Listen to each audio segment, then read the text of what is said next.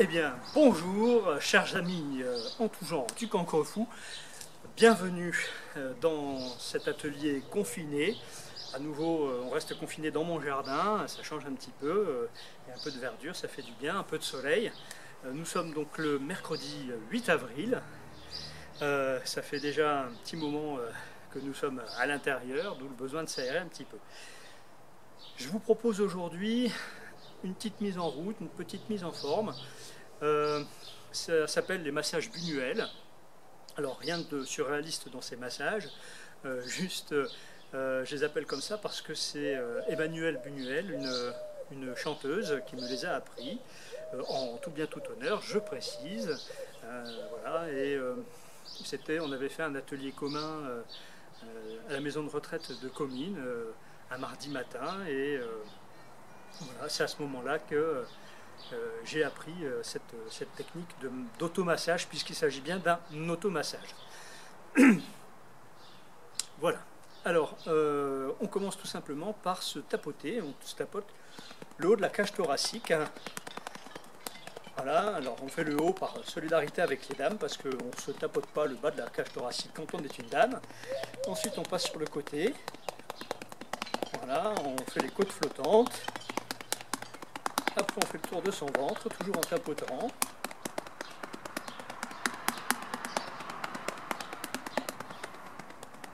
Après, hop, on va passer sur les hanches. On tapote les hanches. Voilà, avec un petit mouvement circulaire. Après, donc l'abdomen, là on va faire les jambes. Donc on a une main sur chaque jambe et on n'arrête pas de tapoter. Si vous êtes plusieurs à la maison, vous pouvez le faire à plusieurs. Vous pouvez vous amuser à avoir un jeu de rythme. Voilà, hop, on passe à l'arrière des jambes, ça vous le voyez pas parce que c'est en dessous, c'est hors champ. Hein, mais là j'étais en train de tapoter mes mollets, maintenant je suis sur les ischio-jambiers. Voilà, et après hop, on n'oublie pas qu'on a une paire de fesses et il faut aussi les tapoter. Après, on repart de l'épaule et on va descendre tout doucement vers le bout des doigts. Hop.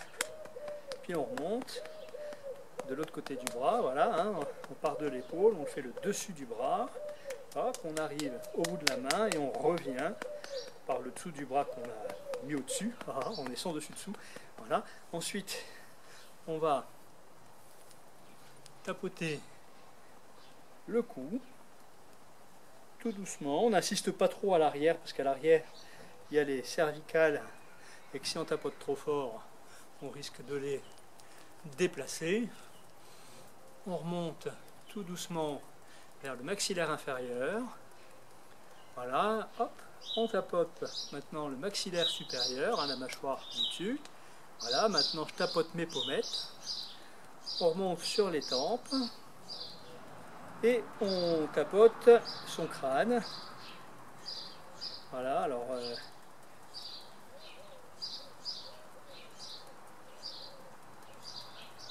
et on fait bien tout le tour de sa tête. Voilà, ce qui paraît, ça permet de faire repousser les cheveux. Et je peux vous dire que c'est pas vrai, parce que depuis le temps que je le fais, mes cheveux n'ont pas repoussé. Voilà.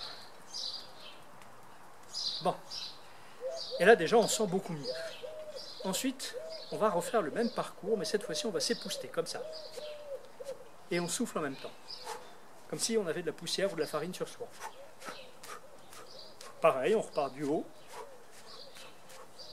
Du haut de la cage thoracique, hop, on fait ensuite les côtes flottantes, toujours en soufflant, le ventre,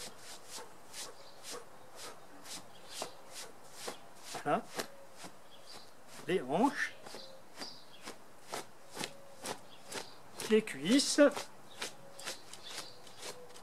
voilà, le devant des jambes, donc là où il y a le tibia et le péroné, les mollets, c'est toujours hors champ parce que j'ai pas grandi depuis tout à l'heure, les ischio-jambiers, hop, on époussette ses fesses, voilà, hop, on fait le bras, on part du haut vers la main, hop, et on retourne, on fait pareil là, comme si on voulait hop, dégager toutes les petites poussières, hein, toutes les petites saloperies, là, hop. Et on fait pareil, on commence par le cou, on continue, hein, hop, et on va remonter le visage tout doucement. Voilà, en partant du milieu pour aller vers l'extérieur et pour remonter tout doucement vers le front. Et là, vous passez des doigts nerveux dans vos cheveux. Arrêtez de rigoler. Je vous promets que j'ai des tout petits cheveux. Voilà. D'ailleurs, vous ne le voyez pas, mais ils sont teints en vert. J'ai tenu ma promesse. Voilà. La promesse que j'avais faite sur Facebook, mais comme ils sont tout petits et comme on est dans un environnement vert, ça se voit pas. Voilà. Et là, on a terminé, ou presque, parce qu'il nous reste un petit morceau. Voilà, c'est le dos, et ça, on ne peut pas le faire tout seul. Si, à la maison, vous n'êtes pas malade, si, bien sûr, vous n'êtes pas, si vous n'êtes pas touché par le coronavirus, hein, voilà, vous pouvez tout à fait faire le même petit travail à la maison. Alors, je vous le montre comme ça sur un dos virtuel. On va commencer par tapoter le dos avec le plat de la main. Et on va tapoter doucement parce qu'on fait attention. Hein. Donc on commence par le haut des épaules. Voilà, et on descend tout doucement. Une main de chaque côté de la colonne vertébrale. On ne tapote pas la colonne vertébrale. D'accord? Voilà, hop. Alors après, on va plus ou moins vite. Voilà, si vous avez quelqu'un de chatouilleux. Et puis ensuite, vous allez épousseter. Vous partez donc de la colonne vertébrale et vous allez vers l'extérieur, tout doucement, comme ça.